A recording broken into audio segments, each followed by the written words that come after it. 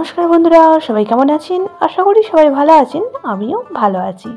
আজকে আবারও একটি রেসিপি নিয়ে আপনাদের সামনে হাজির হয়ে গিয়েছি। এই শীতের সন্ধ্যায় চায়ের সাথে একদমই জমে যাবে সয়াবিনের পকোড়া যদি এইভাবে বানিয়ে ফেলেন। চলুন তাহলে শুরু করি আজকের রেসিপি। আমি কিভাবে সয়াবিনের পকোড়া বানালাম সেটাই শেয়ার করব। তার জন্য এখানে নিয়ে নিয়েছি কিছুটা পরিমাণ সয়াবিন আর দুটো আলু। এটা কিন্তু আমি কুকারে ভরে একটি সিটি মেরে নিয়েছিলাম। আর তারপরই দেখুন সয়াবিনটা ঠান্ডা হয়ে গেলে সয়াবিন থেকে খুব ভালো করে জলটা ঝরিয়ে নিয়ে একটা সয়াবিন কিন্তু 3 থেকে 4 টুকরো করে নিয়েছি। আর যে আলুটা নিয়েছিলাম সেই আলুটাও কিন্তু এখানে একটু ভেঙে দিয়ে দিলাম। তারপরে এই সয়াবিনের মধ্যে আরও কিছু উপকরণ আমি অ্যাড করে দেব। প্রথমেই দিয়ে দিলাম বেশ কিছুটা পরিমাণ রসুন কুচি।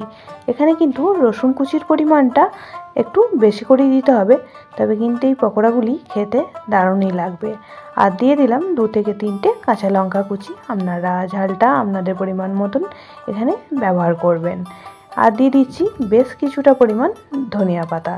আর দিয়ে দিচ্ছি খুব সামান্য পরিমাণ হলুদ গুঁড়ো।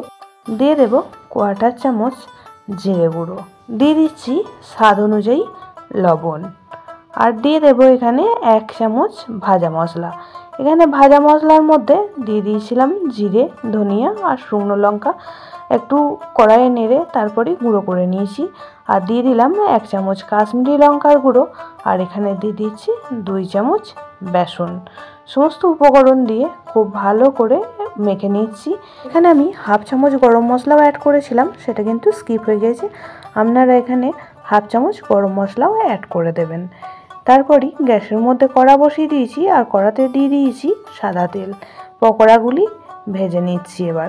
খুব ছোট ছোট করে পকোড়াগুলি ছেড়ে দিয়েছি। আর সয়াবিনের পকোড়া কিন্তু এইভাবে ছোট ছোট করে বানালে দেখতেও খুব সুন্দর লাগে আর খেতেও দুর্দান্ত হয়। কিন্তু সন্ধ্যার চায়ের সঙ্গে কিন্তু একদমই জমে যাবে।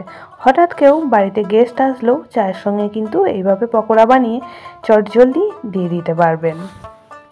পুরনো বন্ধুরা পাশে থাকার জন্য অনেক অনেক ভালোবাসা। নতুন বন্ধুরা যারা চ্যানেলে ভিজিট করছেন, চ্যানেলটি এখনও পর্যন্ত সাবস্ক্রাইব করেননি, তাদের কাছে অনুরোধ রইল চ্যানেলটি সাবস্ক্রাইব করে পাশে বেল আইকনটি অল করে দেবেন। তাহলে আমি যখনই কোনো ভিডিও দেব নোটিফিকেশন আপনাদের কাছে পৌঁছে যাবে। প্রথম ব্যাচের পকোড়াগুলি কিন্তু ভাজা হয়ে গিয়েছে, খুব ভালো করে তেল ঝরিয়ে তুলে রেখে দিলাম। আর সেকেন্ড ব্যাচের পকোড়াগুলিও একই রকমভাবে ভেজে নিচ্ছি। সমস্ত পকোড়াগুলি কিন্তু ভাজা কমপ্লিট হয়ে গেল। এবার একটা প্লেটের মধ্যে পরিবেশন করে দিচ্ছি। আজকের রেসিপি কেমন লাগলো অবশ্যই কমেন্ট বক্সে জানাবেন। বেশি ভালো লেগে থাকলে বন্ধুবান্ধবীদের সঙ্গে একটা শেয়ার করে দেওয়ার অনুরোধ রইল। সবাই খুব ভালো থাকবেন, সুস্থ থাকবেন। আবারও দেখা হচ্ছে অন্য কোনো ব্লগ বা রেসিপির সাথে। ততক্ষণের জন্য সবাইকে টাটা, বাই বাই।